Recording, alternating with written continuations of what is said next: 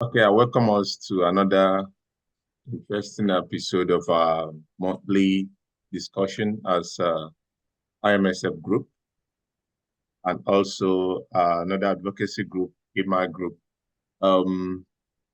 This is another exciting one. Today we'll be discussing mining as a business. And just like last month, we had a meeting and discussion on the issues that are front burners in the Nigerian mining activities. And from that last meeting, we were able to resolve some issues that centered around enhancing policy and bureaucracy in some of the mining offices or regulatory offices we have in Nigeria. We're able to discuss also some issues around the state government interferences and bans on mining activities.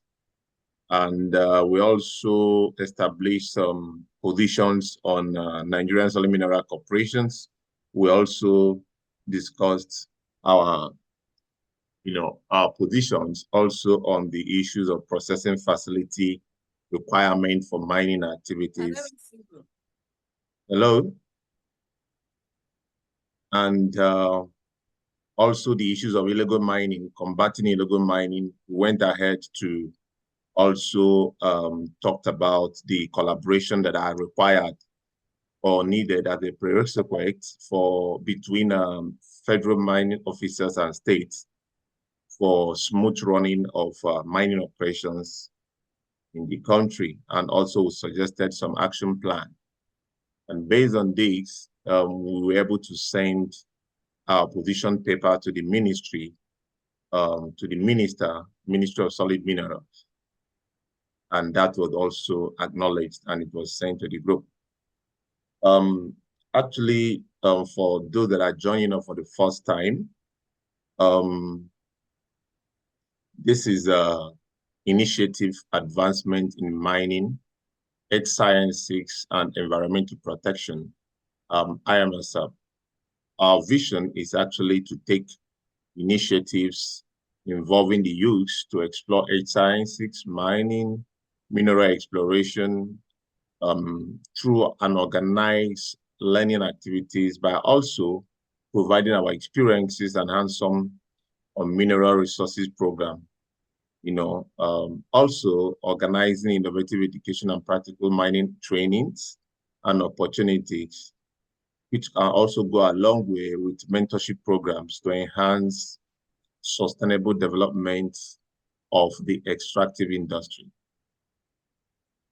As usual, I'm joined here with some colleagues and professionals, and also our CEO is here. My name is NC Gideon. For some people that have not met with us before, this is who we are. And before we go further on today's meeting, Dr. Mrs. Salau is also here with us, the mentor and president of this organization. So I want to make welcome of her to give us a brief opening remark on this before we actually move forward. Thank you, madam, and you're welcome to the platform. Yeah, thank you very much, the moderator. Today is another day. The last week presentation or discussion make us to think of what's it's somehow different from what we've been doing, as well as going internationally to see those who have done it from the scratch and are getting on well in the mining business. That's now raised the point.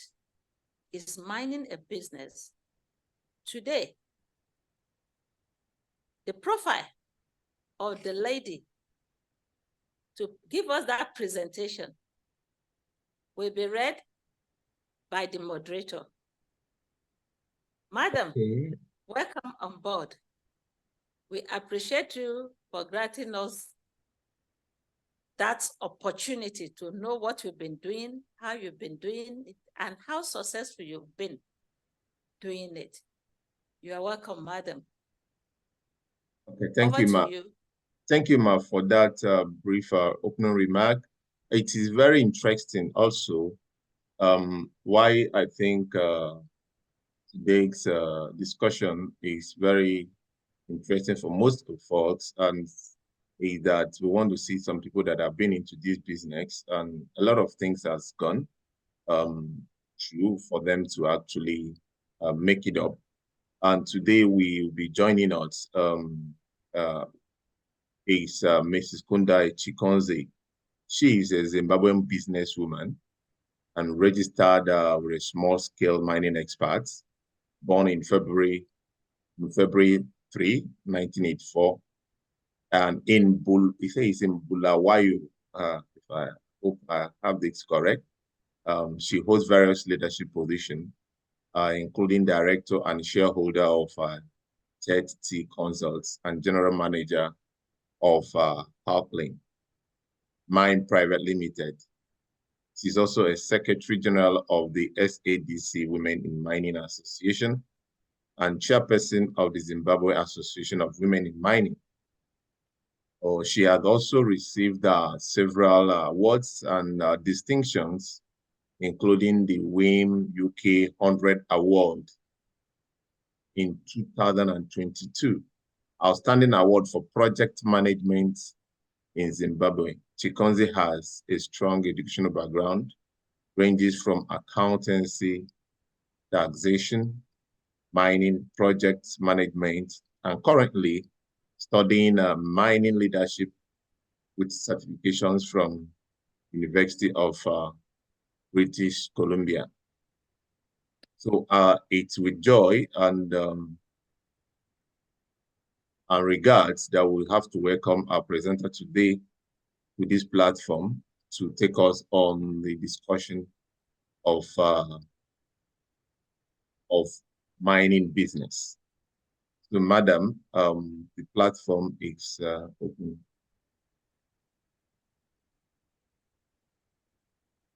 You can, I think you can unmute yourself now. You are free to talk. Good afternoon, everyone. Yeah, good afternoon, ma'am. Thank you. Thank you for the platform and the opportunity to share mining as a business.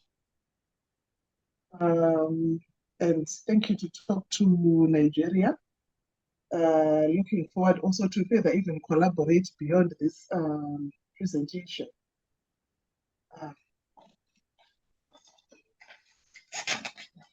Beyond this presentation of mining as a business to Nigerian community, also but to look beyond Nigerian community, to look beyond the West Africa. So now I would also maybe expect you to be looking forward to be sharing the slides on my behalf. Yeah. Yes, thank you.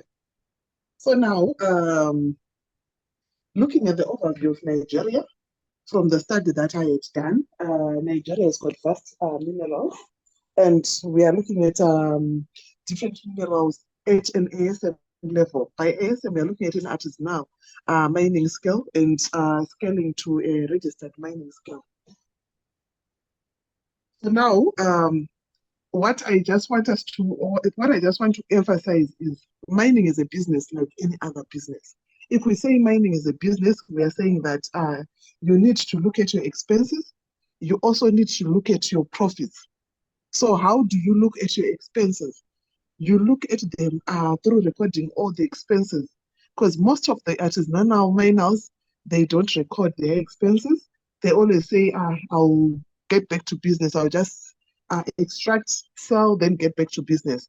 But they don't know how, at the end of the day, how much they have generated. They've got no trail of records. So now, since Nigeria has got different minerals, we are saying there is mining activity that is happening at an ASM. Hence, they need to change the mentality and also treat mining as a business like any other business. It can be agriculture, food retail, clothing, etc. And most of the ASM, they face challenges in treating mining as a business because they lack formalization. They also lack, due to limited access to finance and inadequate technical capacity. Next slide. So now I want to emphasize first on formalization, and I'll be using my situation as a case study. Formalization offers numerous benefits. This includes access of finance and investment. If you formalize, you are able to access finance from the creditors, from the financial institutions. It can be the bank, it can be investors, because you'll be having trail of records of production and also trail of records of costs that are incurred towards that production. Uh, Also further to that, if you formalize, you are also improving the safety and working conditions of your operations, because you now know that you're supposed to comply to statutory bonds within your country. In this case, we are referring to Nigeria. And there's also increased efficiency because you are now tracing your works. And there is also enhanced environmental social responsibility and greater access to market and competitiveness. I'll dwell much on this, each item and each item. Next slide.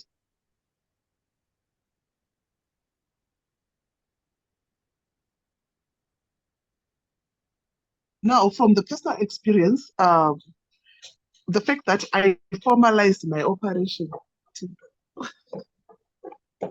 the fact that I formalized my operations, I had to now be able to access finance from different financial holders. There was a gold fund that was advertised by the central bank, and they wanted someone who is formalized, even without collateral. So now the fact that I had show of cells, I was able to. Sorry, that I had also show of I had a file of permits and licenses. I was able to go for that gold fund. And when I was going for that gold fund, they asked me, what have you done? What I had done a feasibility study, which actually helped me to come up with a mine development plan, so that it actually matches with the cash flow that I had presented to the central bank for funding. And they also further asked me to say, what confidence do we have in you that you are going to safeguard this fund if you are to give you? And being an accountant, I had no background of technical knowledge in mining. So I had to attend a course at Zimbabwe School of Mines, Fundamental in Mining, to increase my chances of getting this fund. So when I approached them, I had my certificate from Zimbabwe School of Mines for Fundamental in Mining, and also my other background certificates in business. So that's what actually aided me to get this fund. So, like I had highlighted, the benefits of formalization is access to funds. Next slide.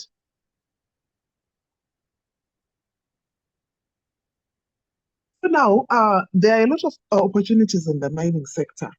We have got the exploration, because we are looking at the mining cycle. We have got exploration, then extraction, milling and processing, then delivery of the final product. And also we've got value addition now in the gemstones. Depending on the country's regulations, even on the gold mining, there is value addition. Then further to that, outside the scope of the mining cycle, we've got the supply chain, supplying equipment and also providing other services.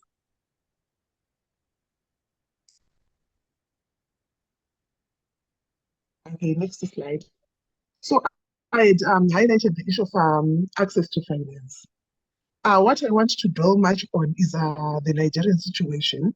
Can I have the next slide? The one that talks after this one. Yes, this one. How do Nigerians navigate to access funds, to access finance at an ASM level. That's what I want to dwell much on. Looking at your country, there are government initiatives from the Solid Mineral Development Fund and the Nigerian Content Development and Monitoring Board. There is also the private sector, which are the banks, the investors, and mining equipment suppliers. So in other words, we are saying that if you are to access finance, it can be monetary itself or you can be accessing equipment. Then we've got international organizations responding to calls, different calls from the World Bank, from the African Development Bank, from the UN Development Bank, the UNDP programs. Then we've got what we call crowdfunding. If you say that you are not eligible as an individual, you can also do crowdfunding through community-based financing. We are looking at different associations, different mining associations. Then you apply as different mining associations. Then we have got, in these associations, we're also looking at cooperatives, whereby you are pulling resources and expertise. And we have got also the grant and technical assistance from the Gemstone and Jewelry Development Corporation within your country there in Nigeria. But besides getting the finance, direct finance to your account or to your bank account, you can also do what we call alternative financing, which is invoice discounting, whereby you approach a bank and you tell them what you want to do. They pay the supplier, you go there, you acquire the consumables or the equipment directly. This also gives confidence to the financier because they will see that you are not looking for this finance you are not looking at this finance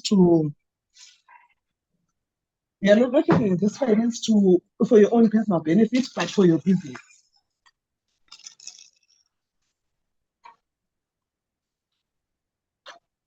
Next slide.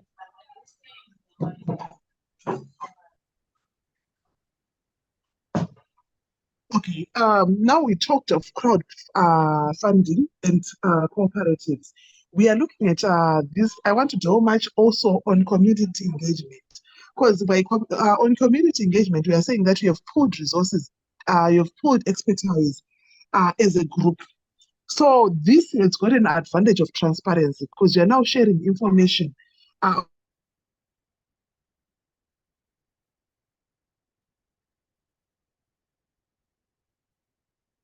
Consultation. You are engaging these communities through public meetings.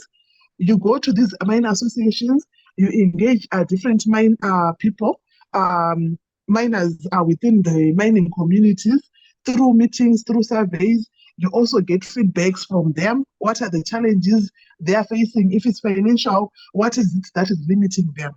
So that you are able to come up and with a detailed proposal that you are submitting to a financier. So the benefit of this community engagement, it provides economic benefits such as jobs and infrastructure development. Then we have got also respecting cultural heritage. If you engage the community, because different mining communities have got different cultural backgrounds. So if you engage the community, you are also preserving the cultural heritage within that mining community and the tradition of that mining community. So by doing that, it provides a continuous engagement. Then once it provides a continuous engagement as a community, you have now been able to form an association with common cause and common goal. Then you can now approach your financing. You can now pull funds as a crowd. Next slide.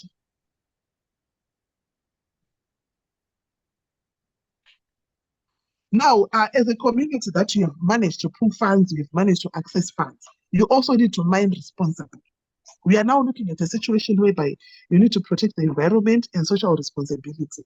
We are saying that you need to be responsible for your environment as the community and also as the social. Now, the strategies for environmental and social responsibility mining operations is to conduct environmental and social impact assessments, to identify potential risk, and also to engage in local communities and stakeholders to understand their concerns and their priorities. because each mining community has got different concerns. It has got different priorities. So you need to understand the culture, like I had highlighted, the culture that leads to the concerns and priorities of that community, so that you're able to design something that is environmentally friendly as a miner in that community. This allows for continuity. You can also maybe just engage in community projects, like, for example, drilling a bore for that particular community, or aiding for construction of a community wall. For example, I myself, I had to aid the construction of a community wall within my community. So whenever we are having any exercise or any project, we engage them within that community. You can also invest in technology, because now I'm now saying that within the mining community where I'm doing the mining activities, I'm improving and mechanizing my operations. I'm also drawing other miners within that community. So in other words, what I'm doing is environmentally friendly. All other miners will also copy within that mining community. Even the community leaders, they'll also say, go and look at Kundai's mining operations. Then we work it like that. Next slide.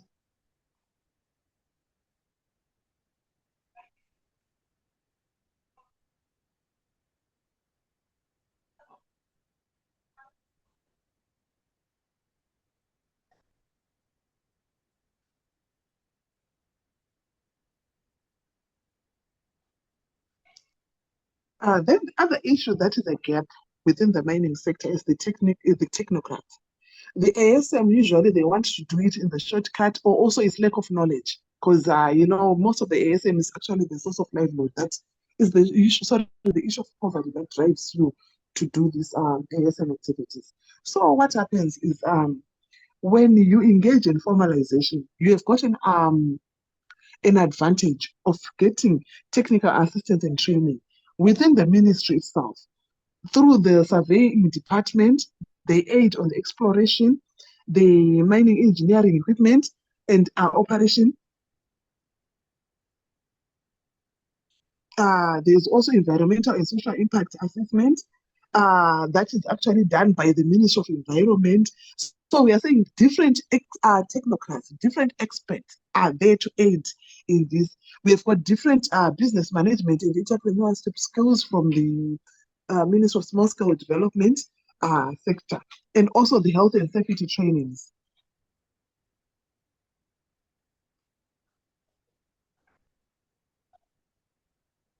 Next slide. Now that you are able to formalize and you have done everything well, engaging the experts, you have also improved yourself, invested in yourself as a miner, you are able to be competitive in the mining sector. For example, those are doing value addition, the suppliers, because you now know what you are doing. So you're able to brand, you are able to stand in the competition within the mining sector. So in other words, we are saying that you need to invest more on marketing research and also on product development and certification. What are the legal or the compliance issues to do with this certification, with the production in your country? Then also, what are the strategies that one can employ to provide and to market and sell your value-added? It can be gemstones, it can be the supplies of the consumables. Next slide.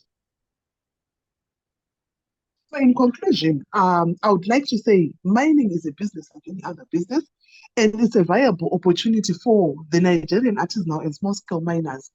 The fact that the resource does exist in Nigeria, then it simply means that you are able to treat this as a business. Yes, to start with, formalize. After formalizing, then look for finance, look for assistance, invest in technical knowledge and market access. Then work as a team, work as an association to develop a responsible and sustainable mining industry to protect again the environment that you are working on. Thank you.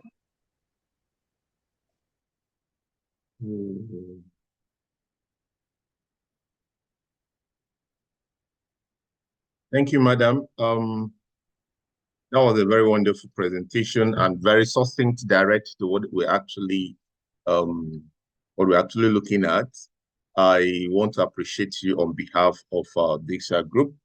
Now I think it's high time we started some. I need at least there are some few things when I heard about your when Dr. Mrs. Alao sent in your biography, I was reading it and was so interesting to understand that you never had initially mining background. So that was one of the things I said, no, I think this will be very interesting for us because most of us believe that these things are actually done only by you must have that knowledge, you must be a technical person and all that to be able to pull through the challenges, initial challenges of starting in business, in mining.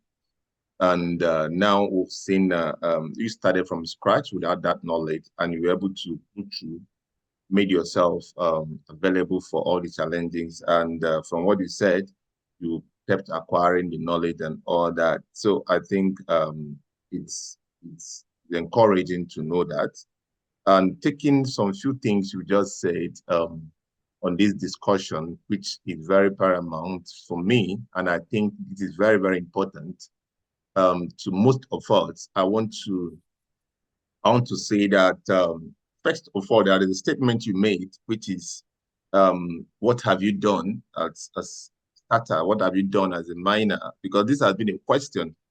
In short, as I'm staying here, there are two of the sites I did some work, and some people went there. The question that came this morning is, we are looking at what you've done. I just told myself that this thing can actually be, what have you done? That question will always come up. What have you done? Because for you to build confidence, for someone to come up and say that he wants to collaborate or join or finance or fund whatever you are doing, I think it's the issue of what you've done has to come. And he also talked about the issue of benefits of formalization. I think as a technical person, small scale miners have so much opportunity in Nigeria. One, because of the early stage of exploration and mining activities where we are. Secondly, the mode of occurrences of our mineral resources, and these two things are big factors and major factors that actually encourage small scale mining, and we need to explore that. And also you made mention of, the alternative means of funding. Here, we don't got that structure in terms of our commercial banks financing, but there have been some structures from federal government in order to pull funds together to support some upcoming exploration activities and also mining, which is just recently going. But the question still hovers around, what have you done? How do you prepare this? How are you going to get this thing done?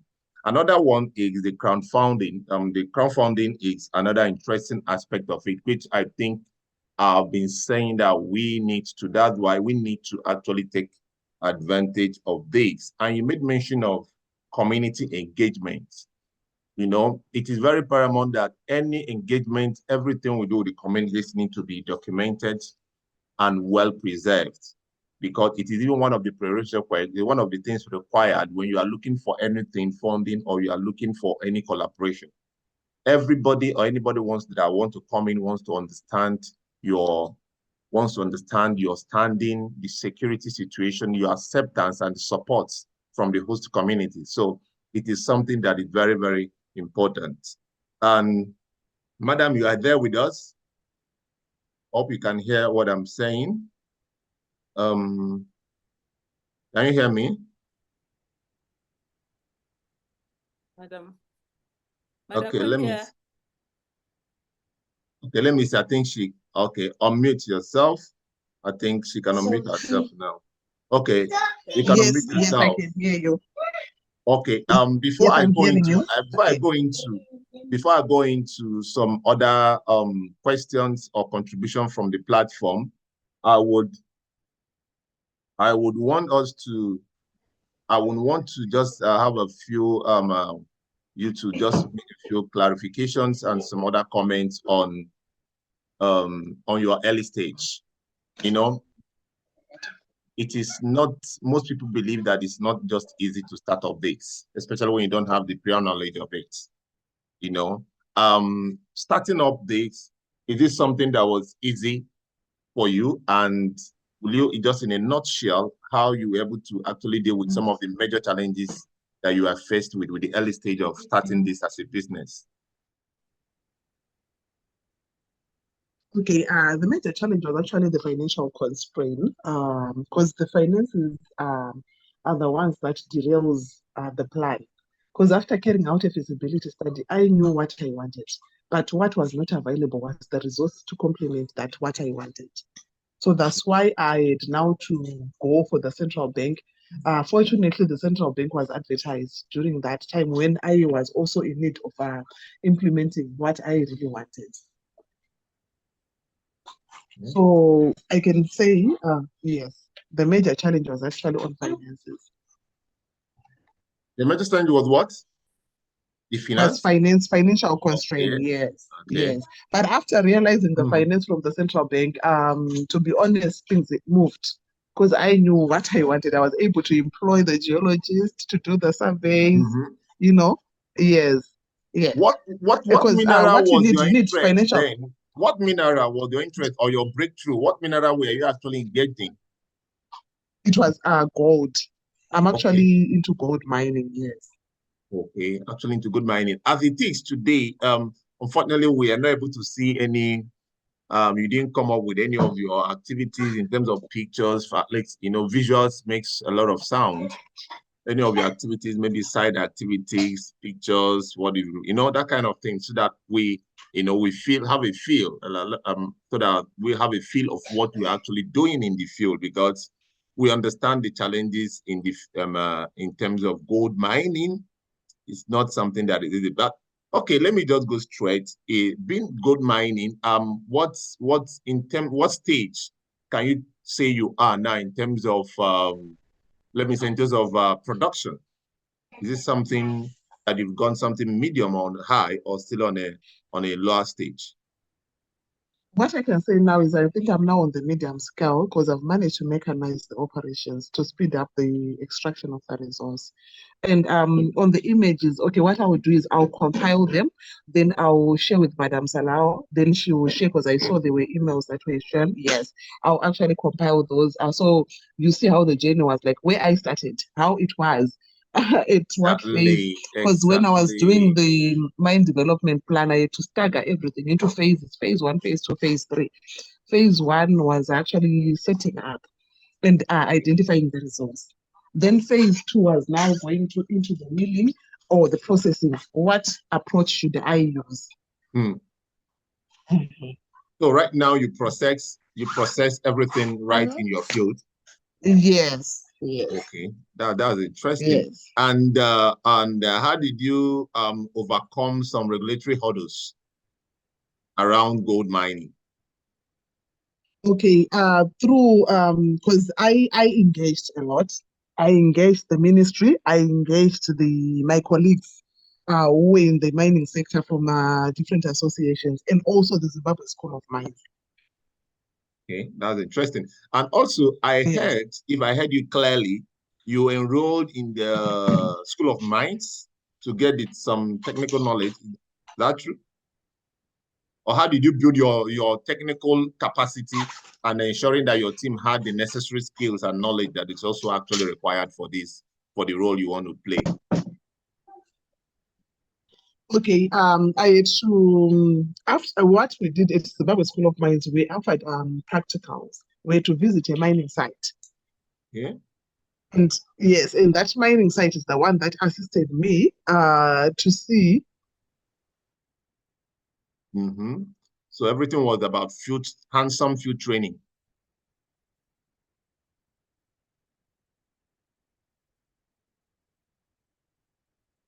Hello? Hello, can you hear me? Seems we lost her. Okay, let me see. Okay. Before she comes up, possibly, I think maybe her network or something. But before she comes up, let's take some contribution from some people. I've seen their hands here.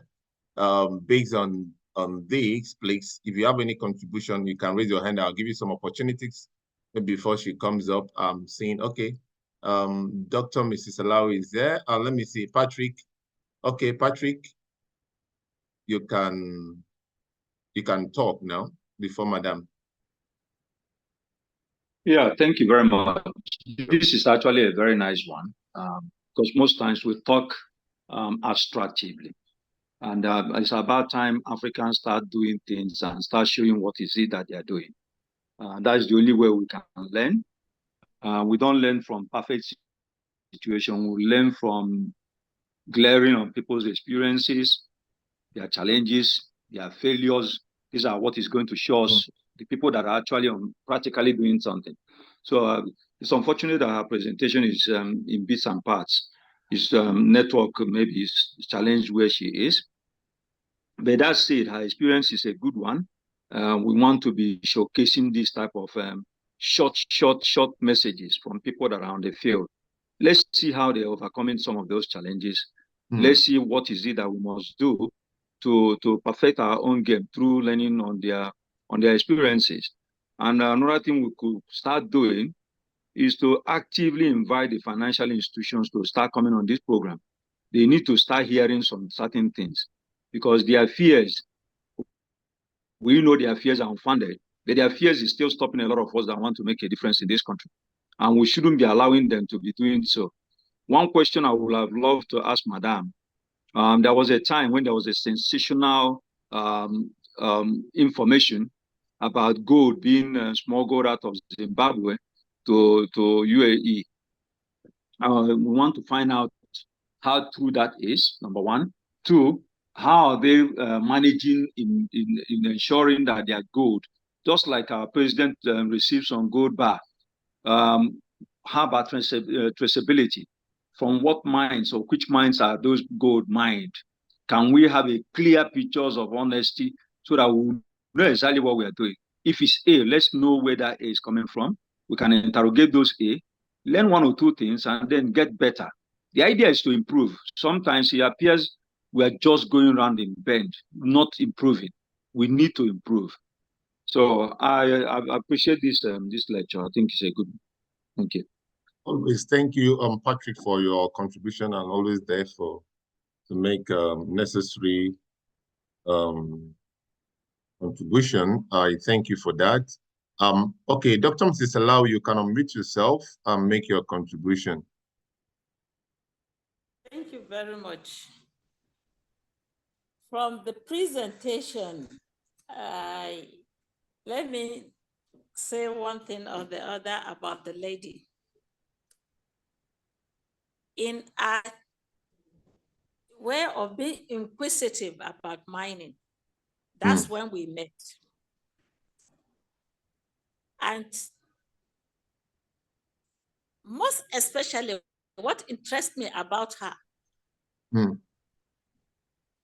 is her resilience, hardworking, and focus on what she wants. That's, she has a vision that mining is a business. And so she's ready to make it a business. She had no background knowledge about mining or mineral resources earlier than 4 or 5 years ago. When we met at a conference, what brought her there was knowing more about mining.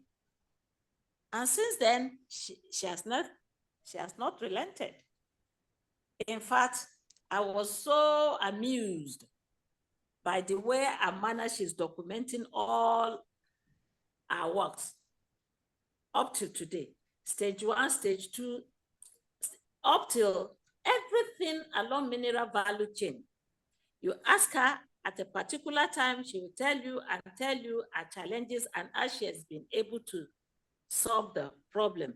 So she's on this platform today for us who has one or two questions about our challenges in the mineral value chain to ask her now, how was she able to overcome it?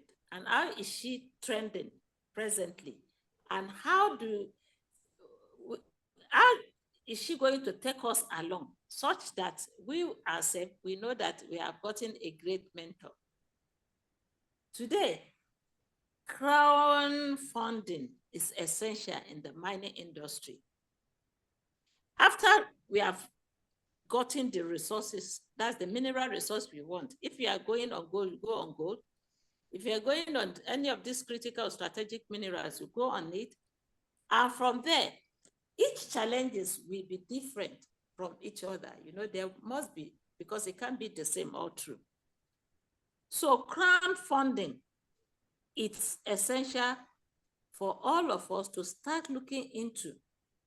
Forget about government. It takes time for government to believe in what we are doing. But I believe that now, if you can see a trend of mineralization of lithium-rich outcrop, what again are you afraid of if really you want to develop something? Because what we are talking about is already there. Quantify the little you could and start cutting them into stages. And that is a way, but the financial institutions are not just ready. So I believe that if we can have more knowledge on crowdfunding and ready to go by it, we will get a headway to whatever way.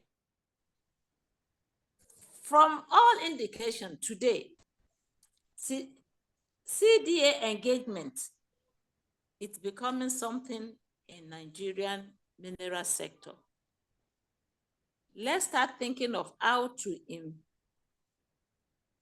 include communities into our various stages of exploration, exploitation, and marketing, such that when there is transparency, everybody will go in line with the rule. We want responsible mining, just like the presenter has started, and she's now able to document each and every stage. If we at least 20% of us can do that, we have a model to follow, and subsequently there will be sustainable development. Thank you. Okay, thank you very much, Ma, for that wonderful contribution. And as you just said, it's very important. And if you look at what she said initially, her major challenge was finance, funding, and all that. And most of the questions have been to what have you done? And she was able to, she said she knew what she needed, but how to go about it, she actually had to seek for the knowledge. And you made mention of crowdfunding. I would say the little knowledge I know about crowdfunding is, for us, I think crowdfunding is actually based on trust. Actually, is one of the method of raising a capital through collective effort from large group of people. Even our group already, we're over 700 or 600 in AMAG or in our group individually. Some individuals can, with time now, these are some of the things we're actually looking at doing.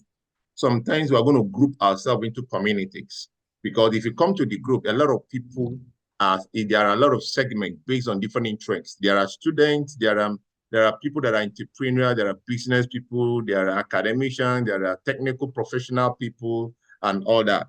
So this crowdfunding involves leveraging the network of friends, family, customers, individuals that actually, that invest to spread the word about the project or business. Then they'll have to attract investors, coming into this. So the major types of crowdfunding can be reward-based crowdfunding, based that, you contribute to a project in exchange for a reward, which is maybe usually, some people will talk about popular platforms. Popular platform can come together like ours and start looking at something like that.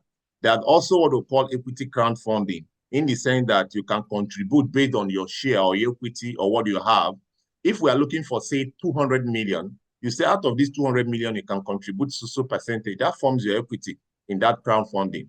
If we say, okay, we need about 50 persons to contribute 200 million to these projects, and people understand it and have the faith in it and will come together to say, this is the project to have.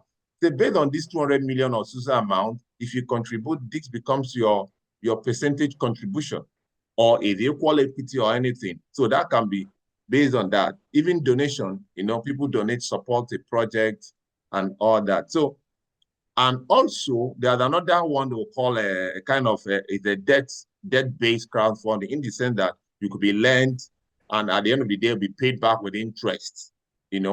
Most of the time, small-scale mining activities can actually be funded this way. It's another form of it. If Michael Okoto is here, I don't know if he's here, but if Michael Okoto is here, he was one of our presenters initially in this platform, and he made mention of it. And he's also discussed partly on this when he was talking about finances because this has been most of the hurdles initially, in the sense we're in a country where everybody wants to understand. We are just new to this. A lot of other, even our business people government, we are just new to this. So it's something that we need to start doing something. And if you look at it, the awareness in mining now is not like the awareness of mining in a few years ago. You saw what is happening currently now. Before, you could just walk into any community, tell them anything, get your consent, get whatever, and get going. But today, the awareness is so much, the sensitization is going round, So it is becoming a business. Everybody understand that this is the way out of it. But the issue has been the initial stage of exploration. The initial stage of exploration has not been clearly solved. So it's been a stage where we are gathering and struggling for data. So that's why it's not easy for most small-scale miners to actually attract funds. And our commercial banks, be the way it is, they don't want to get involved into a business they don't understand. So now, if the structures are actually well done, like the government is trying to come in, some of the finances are coming, because what they are looking at is someone who wants to bring money needs a middleman to guarantee and clear that this thing can make money. So he wants this clarity to be actually made known. So if we have all these structures in place, a middle structure that can connect the miner with the financier, it becomes easier for them to do. She was able to do it because definitely she brought in some results. She brought in some data, certain things was actually done to raise the confidence level of the financier that these things are going to be done. And that's actually the way she started. And from what she's saying now, she's at the middle stage. So madam, I will need you to also work on these pictures and videos that she was going to get to us, because that was actually what I needed more, so that at least as she's talking, we'll be able to see some of the side activities. We want some of these things we'll talk to be practical for most of us that are in the field to start seeing these things and understanding the way to go about it. And being a lady, you see, so I think is a challenge for most of us that actually want to go into this and see how these things can actually be done and be settled quite well. So I think there's another person raising hands here who has actually had so much experiences and hurdles in this. In short, his own challenges cannot be counted. I'm seeing Tayo. Tayo, maybe you just use a few minutes, talk to us. We just have some few minutes to close this section. Tayo, you can unmute yourself. Unmute yourself and make your contribution, please.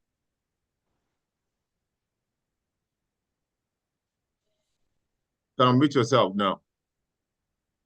Yes. Good afternoon, Madam, the presenter, our matron, Dr. Sidikat, Dr. Gideon Chu, and everybody. My question, mine is not even contribution. I mean, I am very familiar with the route that she went through, but I'm sure Gideon too will relate with this. You and I just we had a business interaction with some group not too long ago, and the critical question I want to ask is this: quantity of data. Do you? I know what I'm now. We agree that we need data. At least this is what I've done. These are the possible things that can gain. But what level? Because I mean, that is a critical issue. Now, to like Gideon mentioned, the critical one of the critical stages crossing from initial exploration, what is available, what's the prospect, to what financing do I need. Now, the question is, what quantity of data do I need? What level, how much depth do I need to go in exploration to access funding?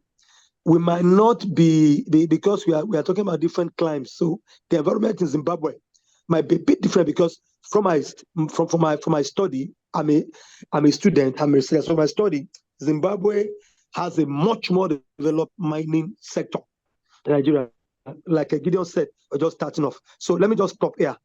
I don't know whether you Okay, got I got your question. I got your question. Yeah, I got your question very clearly. You know, that being Yeah. I'll answer you this way.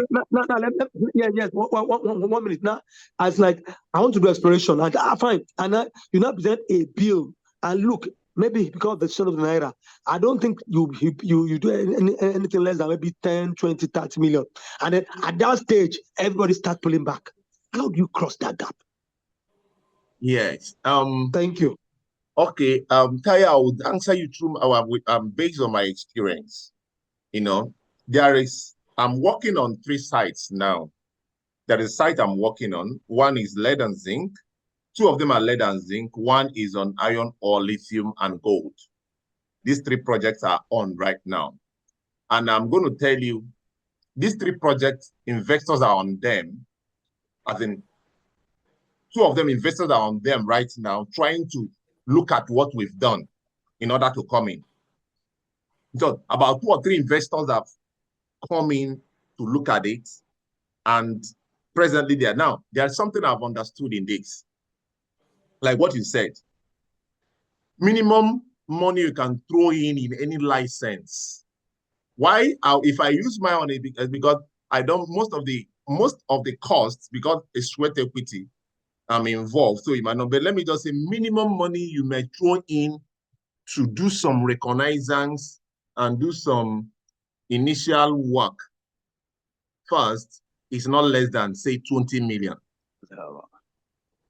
You understand? From my experience, let's just say 20 million initial money.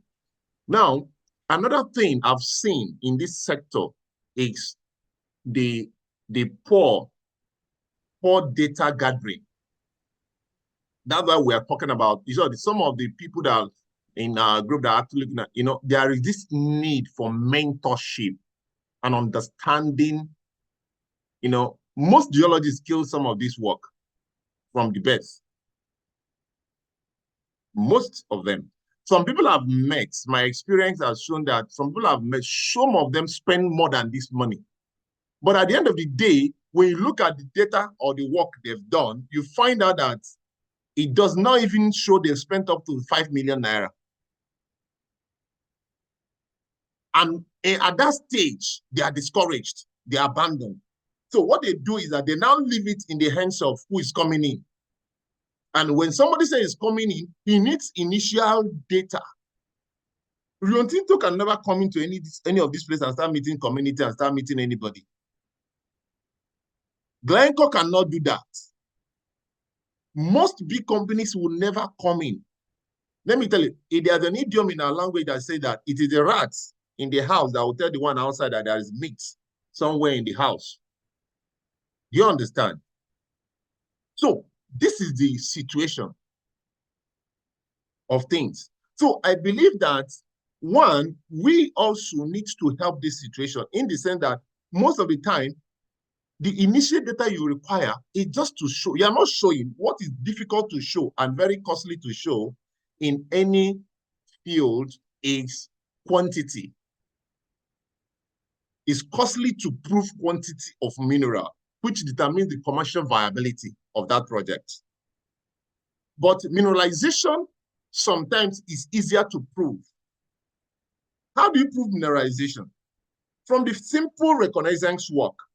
If you're able to do your reconnaissance work and you're able to do your FEX mapping and other geophysical groundwork, and if you can get targets, now you can prove targets in the sense that this is where the mineral is. You have to show somebody, what I'm talking about is this place. That is one. Okay, what I'm talking about is going from here to here. That is trending. The next thing becomes how much is there, which you know you cannot easily determine. That becomes the huge part of it. But you can easily show, I have this mineral and I have it here. That is mineralization you've proven. You've not proved commercial viability. So if most of the field can go on, which some people, depend on the kind of, like what I heard last time, somebody will tell you he is asking for someone to come in and is asking us to pay 100 million. What do you mean? You are looking for investor and you're asking investor to pay 100 million to come in and look at your site. Does that is not be that is fraud? It's fraud. So for me, I believe that it's not something that one could just come and say, you need to come in and bring 100 million before you come in and look at site and all that. So all those things discourages people. So for me, I will tell you that what you just need is the minimum information, which involves to proving that you have the mineral there. Possibly talk about the quality, if you can prove, because mineral differs. Mineral differs. If you are looking at something that is stratified, different from something that is actually in vein type, and something that is actually occurring as massive or at cropping. If you are talking about coal, it's easier to prove you have coal. If you are talking about something like that cropping, iron ore, it's easier to prove iron ore. But sometimes it's not easier to prove, even gold, it's not easier to prove gold. If you are talking about, somebody say I should come and buy license. I say, what kind of license? He say alluvial. How will I come and pay you for alluvial gold? Alluvial migrates like some tribes in Nigeria. They don't stay in one location. You understand? How would you want me to come and buy something that doesn't stay in one location, that moves like air? So you understand that kind of thing. So I will tell him, no, I will not buy it. Rather, I will produce it. Let's produce. And when we produce, we'll share. If you allow me to come in, I can do some initial exploration.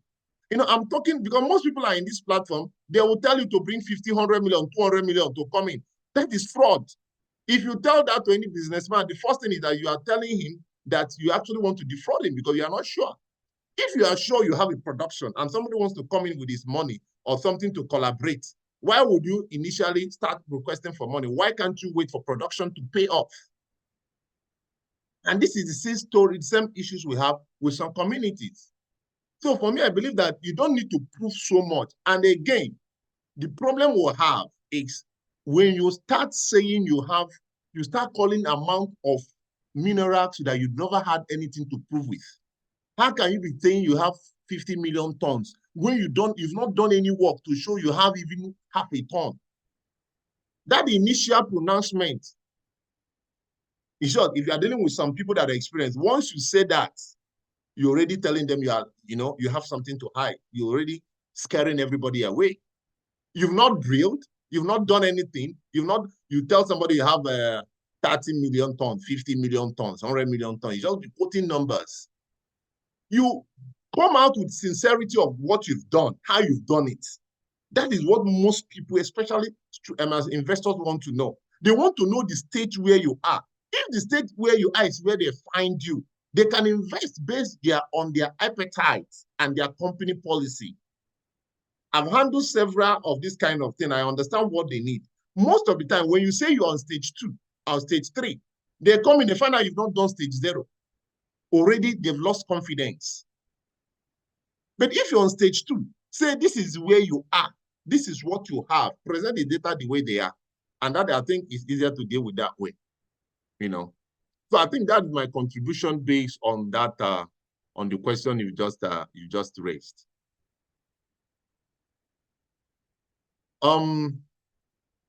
Okay, I think, is there any other thing? Okay, if not, I think, is there any question on the bar, on the message?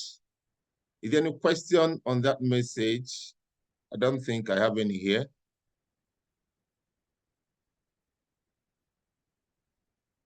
Okay, okay. Okay, madam.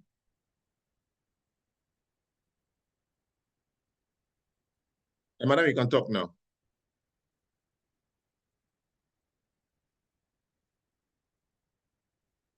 You can unmute. We can't hear you.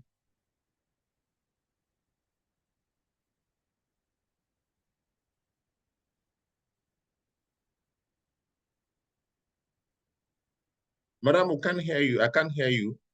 I don't know. Okay, I can't hear you.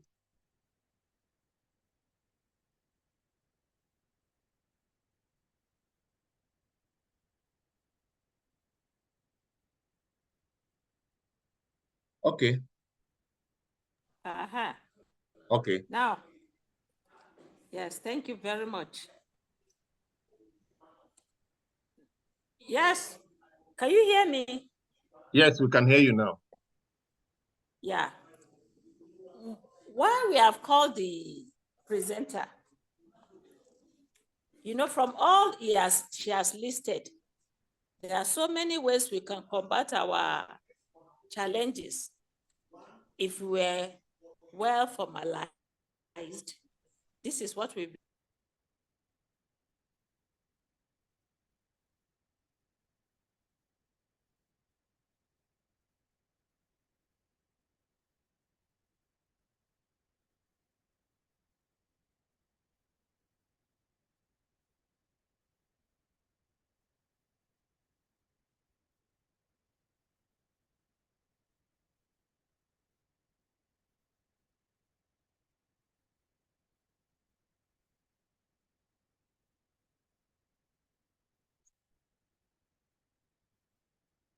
Loma?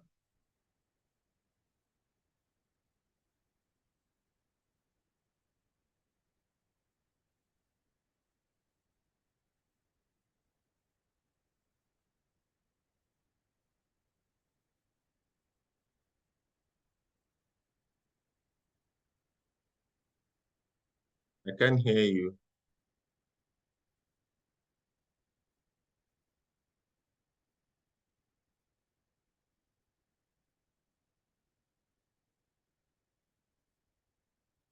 Okay, okay, let me,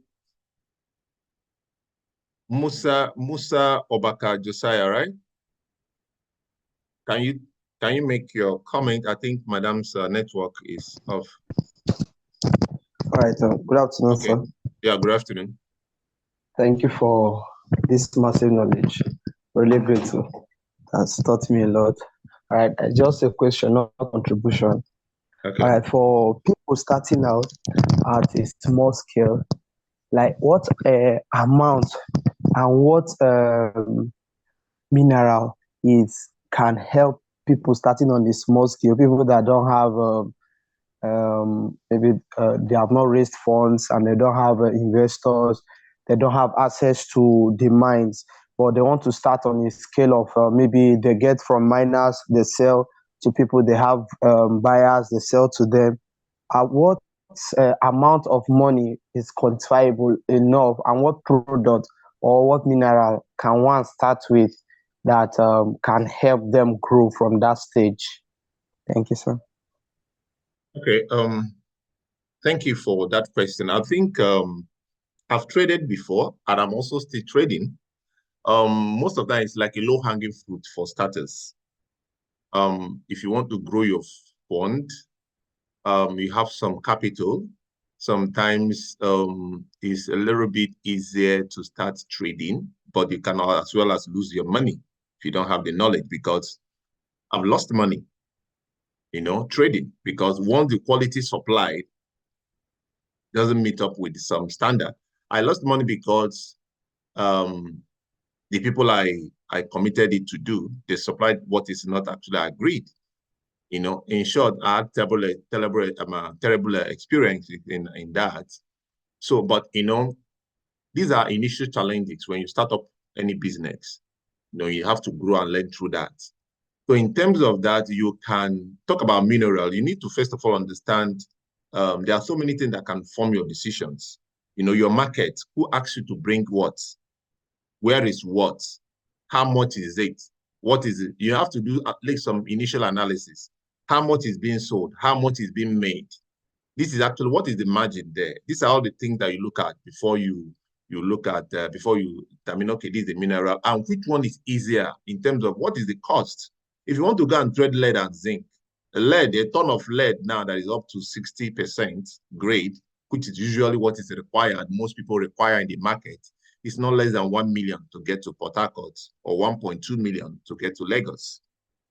If you talk about lithium, a ton of lithium can range for 350, 400, 500,000, 700, depending on the quality.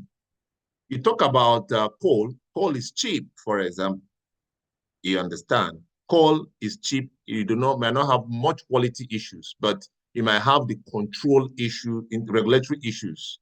You understand? In all these things, you must understand that you need to have all your papers, purchasing whatever is required for you to be able to buy and sell.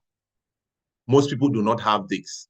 And most people purchase from locations that do not have legal licenses. So along the way, your product could be intercepted. And when some of these papers are required of you, you don't provide it, becomes a problem. You can lose your money, or you can be seized by any of the regulatory bodies and all that. So you need to understand how minerals, the cost and the prices of minerals. So it depends on how much you have available. That determines. You cannot export if you have just mega money. I mean, you have a small money capital to actually start up with. So you need to look at what and what, how much a mineral sold, 30 tons of it. You cannot sell anything, or you want to take to somewhere, you take something that is few. If you want to go into gold, a gram of gold is closely 70, 80,000 in the bush. You now ask yourself, can you access the gold? Do you have the network, what it takes to access the gold and all that? You get it. So these are a lot of questions you need to sit down and ask yourself before you know how much is involved. You can't say this one is, you can have 100 million. 100 million might not even buy some minerals, will not even get, you want to go into monzonite, you want to go into tin, you know, 1 kg of tin now, I know it should be up to 25,000. You know, so imagine what, for 25,000 you want to buy a ton. Multiply 25,000 by 1,000. Now you'll be talking about a ton of zinc. You're talking about how many millions. So these are the things you need to check. So when you have all this data in front of you, you'll be able to make your decisions. You get it? So Musa, I think that should be able to answer your questions. Then we'll have someone here. Okay, Dr. Aguleti is here. Okay. Aguleti, please, can you make your contribution or your question?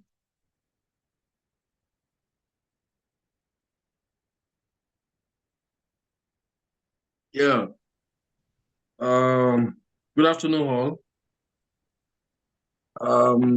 Yeah. Let me quickly use this medium to congratulate my friend for his recent election into having his PhD. Congratulations, Dr. Gideon, and well done for your good work. Thank you. I must commend one or two of persons that have spoken as regards to these topics. We will not relent in talking, because we know the more we talk, perhaps someday some people will get reasons to what we are saying. I can always see the passion to which Patrick is always looking at this, field of solid minerals. But it's quite unfortunate that we live in a part of the world where things seems not to be done right. And should I say, possibly they don't even know why they are doing some certain things. The truth of the matter, and as regards to some of our challenges in this part of Africa, or should I say in Africa at large, with regards to solid mineral, is that we don't or we don't have values to what we have, in the sense that we don't possibly know how to use it. We don't know how to use it. So most times we discuss solid mineral development or mining, relying in the Western world to use it. We are technically not mining to use it for ourselves. We're only mining so that you can make some money and just sell it and make money, and that's all. But the sooner, better that we begin to look at the gains of using such minerals to our own benefit, then I'm sure that the solution will gradually be coming up. I'm saying this because if you have looked at some of the successful, mine organizations in the country today, mentioning like Obajana Cement, Boa Cement, even the recent non-industrial mineral looking at Segilola gold development, you will see that these are a group of people that seems to have the direct use of these solid minerals. So because of that, you can see that it will be managed and financed appropriately. Now, looking at somebody just meeting you, he doesn't even know you, you have no record, and then you begin to ask for 2-3 million naira to come and invest. Now, that makes me to talk about trust. Without trust, there seems not going to be a kind of joint ventures, and the joint ventures drives mining industry all over the world. So again, charity begins at home. We must learn to develop mines in the country ourselves. We must learn to behave like Obajana, learn to behave like Boa Cement in any aspect of the minerals development we are looking at. If we are successful, then they will like to partner with us. You can imagine amongst the big guys in the country today, how many of them are willing to invest in the solid mineral. So if you have somebody like Ko Dangote, I'm not mentioning that because already into solid mineral. Perhaps any other person out there that is very rich, maybe you have made your money through even media or whatever you have made it. Are you even willing to invest in the solid mineral? Now you want to invite somebody in the other part of the world to come and invest in solid mineral. Somebody is not the same color, doesn't even understand your language, doesn't even understand how you behave. So I'm advocating that we must, by ourselves here, try as much as possible to develop mines ourselves. I know our matron there, Dr. Ms.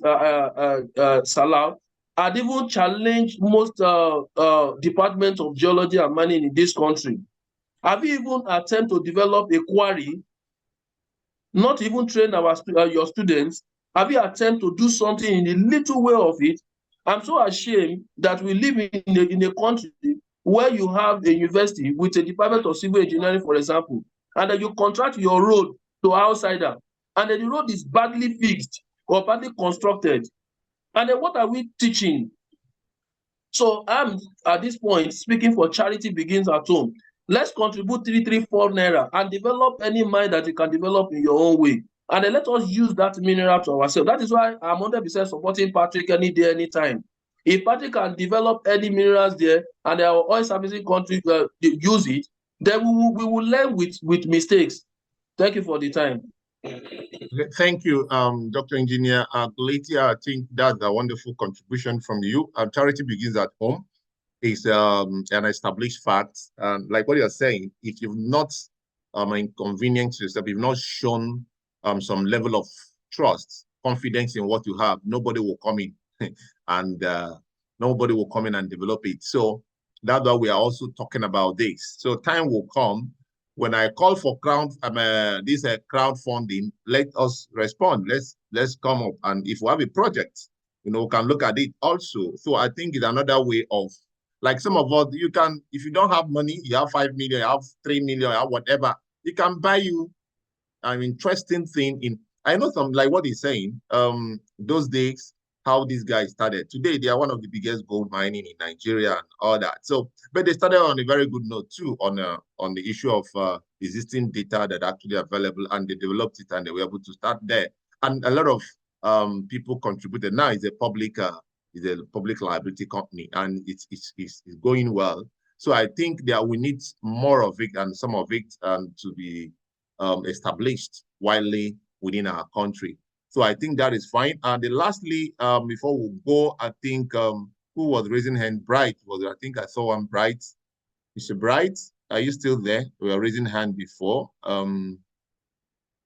if you are there, you want to say something, you can do that before I conclude. For the interest of, okay, Bright, are you there? Please say something before. Good afternoon, everyone. Yeah, good afternoon. It's my first time here. My first time Okay, here. you are welcome to the platform, and want to we'll tell you that we appreciate that. All right, thank you. So I just want to clarify. I need a clarification. You were saying something earlier about getting your goods getting impounded or during transit. I understand that there are various for traders, particularly there are various licenses. Talk about the purchase and possess license.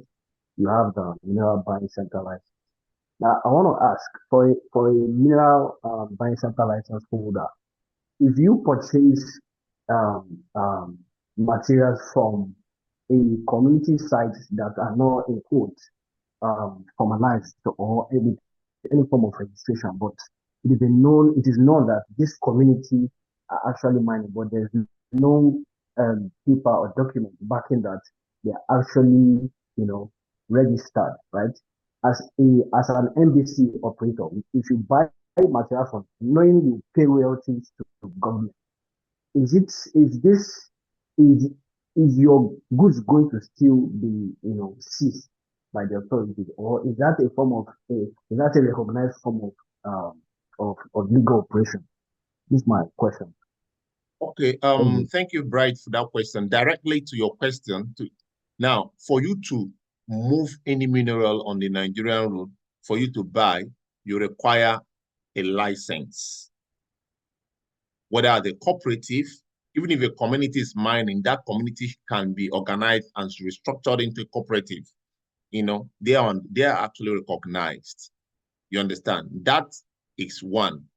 Now, secondly, there must be royalty paid to the federal government. The royalty is not paid to the federal government by the buyer, but is paid by the license owners. You understand? So you need one to buy anything you are buying from a licensed concession. Secondly, you need to purchase the certificate to be able to buy. This is what guarantees you moving that mineral on the road. So that when you are accustomed on the road, you should be able to show this mineral is coming from so mine. And this is my license. If that mineral is not the license owners, if you are the one buying it, you need to also show the license that actually authorizes you to actually possess that mineral. So this is just the regulation. That's the law. You understand? So they are not like a community. A community do not have right to mine on their own. Even if you have discovered anything inside your room, you don't have right to mine without license. That is called illegal mining. And the way it is now, minister is after, you can see a lot of marshals are coming up now. So you need to be careful wherever you are buying your minerals from. Ensure that the right papers and the right things are actually done. Thank you for that question, and thank you for being the first person and you're actually asking on this. So you can ask any of the question, but before, let me see, there are some statements here. You see, IAMESEP is highly made up of those who actually believe that mining matters, and we can actually ride on this. We're an advocacy group. Our major concern is to ensure that this business of mining actually thrive well in Nigeria, and we also need to ensure that mentorship is one of our core activities. We want to make sure that, because we are lacking, let me tell you, we cannot have mineral here and you cannot develop it when you don't have the required skill and human resources. So that's why whatever we've learned, we need to pass it on to some people that are actually coming up, and there should be this collaboration of training and all that coming up on a regular basis. So that is actually why we want to put in this platform as that. And as time goes on, with the issue of us getting more funds, we need to go into physical training of young ones to be able to understand how to solve these problems for some business people that actually want to go into the business. Because if they don't do that, at the end of the day, we'll build quackery all over the mining industry, and only the foreigners will come in to do the right job for them. And once this is done, most of the money is actually taken away from here. you have no job. You won't have any job to do. So that's why mentorship and training and capacity building is very, very important.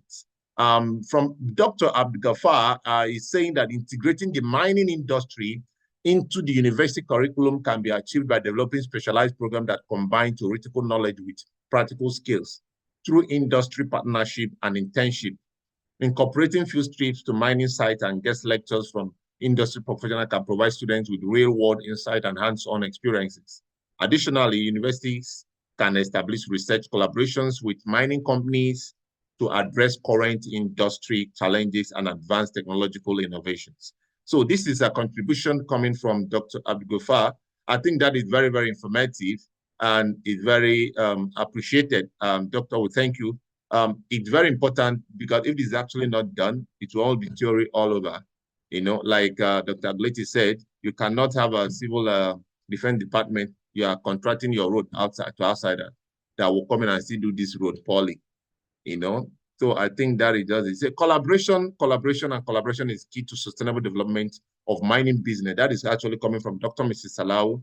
And also, Emma, can you start something at charity? They say begins at home. Column, yes, okay, yes, we can also start something as charity begins at home. Definitely, we'll actually start somewhere. We are coming up. We are over 700 now. What we are going to do from time, we are going to be dividing ourselves into communities. If you are joining us for the first time, you can look at the chat bar. You'll be able to see our addresses, where to join, what to ask, and all that. And you need some of these things, the records or the videos or the presentations and anything sent to you. You can also send us your email address, your phone numbers, and your name and everything concerning you can actually reach you. If you want to actually reach us further, you can actually do that. Even after this, you can also continue your question and all that. If you join our platform is made up of, a lot of people are not here because if the platform joins, it cannot even contain the platform, you know, but whatever that is done here, we'll also push it down to the platform because a lot of people are either in the field or the working place on transit and they're not able to join and all that. So you can also use the link to also join the platform later. On the platform, you can ask any kind of question, any problem you want to be solved can actually be solved there because there you have everybody, any kind of human being you want in this industry. You want the artisanal ones, you want the medium ones, you want the big ones, anything, lecturers, professors, doctors, everybody is on our platform. So they can answer your question quick. You want to buy minerals, you can also ask. You need any mineral, you can also, you have challenges, you can post it, or can solve your challenges with you. If you have anything you want to share to us, it is actually made easy and made available for you on that platform. I think the link is also posted. Somebody said, can you post the link? The link is there. I think they posted the link. Mitchell, Nadi, Esther, you can also repost the link for some people that are actually asking for the link. You can post the link, post any of way they can actually get on. I think it's there already, so that is there. So I think on this, we have to draw the curtain on today's presentation and discussion on mining as a business. And also,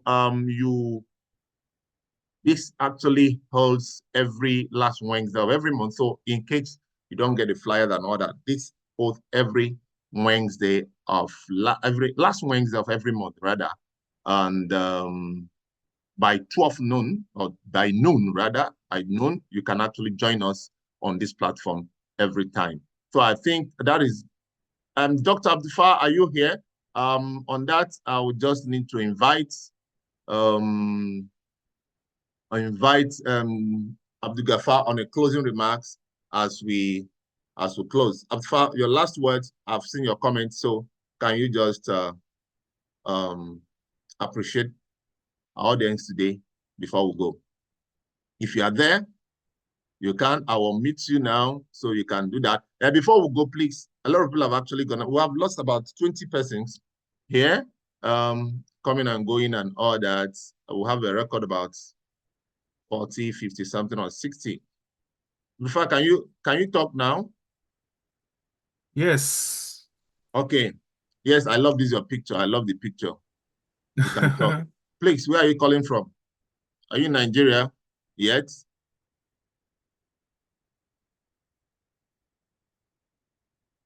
Our main presenter today Sorry, unfortunately, I didn't like, hear you. I didn't hear you. I had a breach. I said, where are you calling from? Are you already here now? okay, are you hearing me now? I can hear you now. I can hear you now. Oh, okay, okay, yes, yes. I made comments say the first is to thank our main resource person that talked today. She actually talked on so many things, but like we have lost her in the, maybe our network was not so good. And then also want to thank the organizers, especially our mentor and the chief executive of IAMESEP, Dr. Mrs. Salau, for all she has been doing and what she meant to so many of us.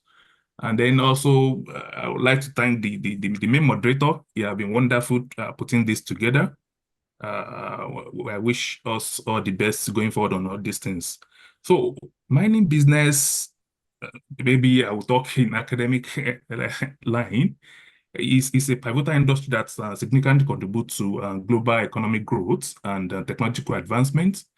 So, you know, this technology advancement and the global needs to keep up with the frame of things, keep growing and it's evolving. So it's crucial to adopt sustainable practices and leverage on technological innovations to mitigate the attendant environmental impacts, climate issues, and enhance operational efficiency.